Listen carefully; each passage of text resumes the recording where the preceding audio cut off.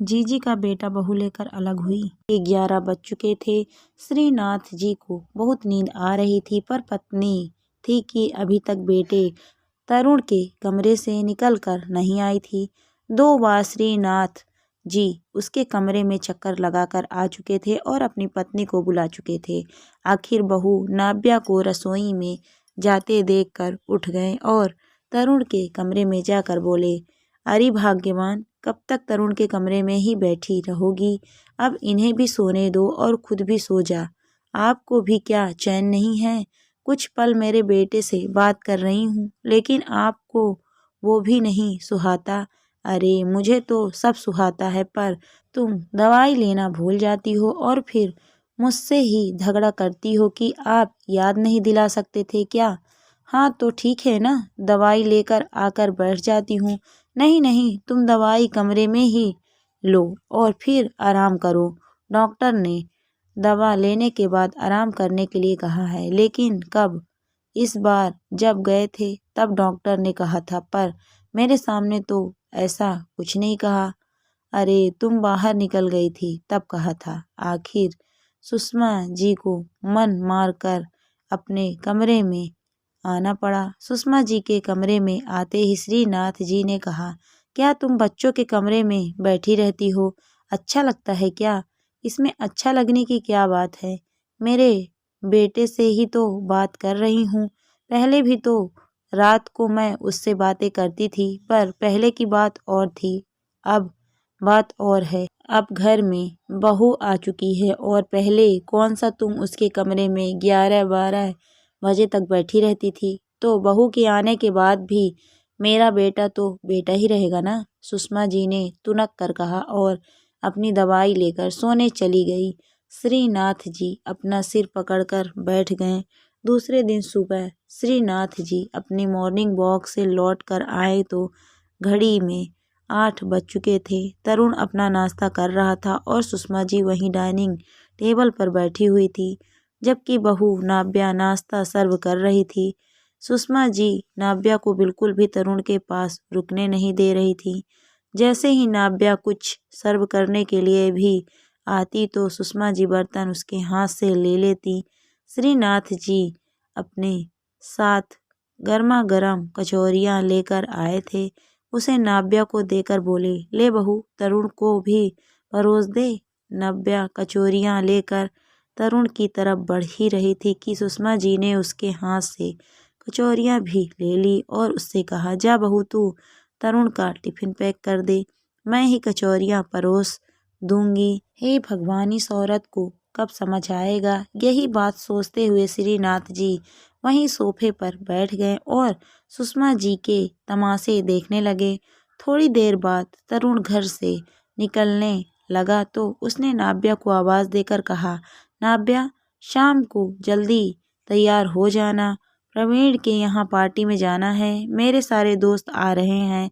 इससे पहले कि नाव्या कुछ कहती, सुषमा जी बोली, अरे फिक्र मत कर बेटा, हम लोग टाइम से तैयार हो जाएंगे, तू जा। सुषमा जी की बात सुनकर तरुण एक पल के लिए रुक गया। यहाँ तक कि श्रीनाथ जी भी हैरानी से अपनी पत्नी की तरफ देखने लगे तो सुषमा जी ने कहा, अरे खड़ा क्या है, जाता क्यों नहीं, देर हो जाएगी। ऑफिस में तरुण ने अपने पापा की तरफ देखा तो उन्होंने उसे जाने का इशारा किया। अपने पापा का आश्वासन पाते ही वो वहाँ से रवाना हो गया। वहीं नाव्या भी रसोई में चली गई। आखिर बोलती भी तो बोलती क्या।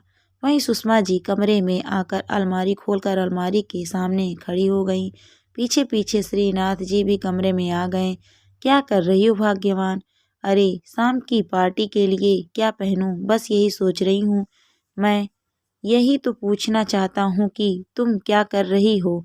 तुम्हें कुछ समझ है कि नहीं, या तरुण की शादी के बाद समझ बेच खाई? तरुण के दोस्तों की पार्टी है, वहाँ तुम कहाँ अच्छी लगोगी? अरे तो मैं तो उसके सारे दोस्तों को जानती हूँ, वो सब भी तो मेरे बच्चे जैसे ही हैं। अरे बच्चे जैसे हैं तो भी तो उन्हें स्पेस तो चाहिए ना, मतलब ऐसा है तो वो अकेला चला जाएगा, जरूरी है क्या नाव्या को साथ लेकर जाना? नाव्या तो उसके सारे दोस्तों को भी ठीक से जानती भी नहीं। अरे नहीं जानती तो जान जाएगी, वो दोनों पति पत्नी है।